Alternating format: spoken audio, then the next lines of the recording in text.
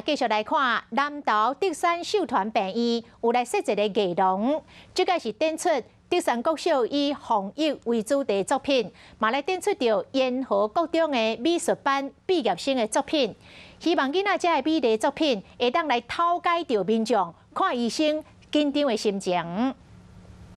德山秀团病院真注重民众的身心健康，拢会定期举办艺文展览。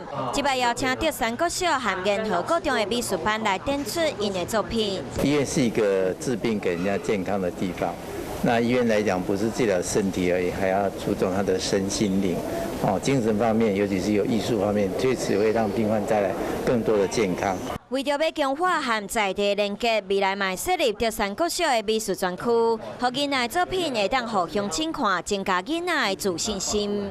那如果我们的小孩子的作品能够长期在这里展出的话，能够让小朋友有更多的展示舞台，让小朋友的努力跟美丽呢，让更多人看。希望会当透过这作品，让朋友的心灵更加爽快，嘛有辛苦的医护人员会当直接放松。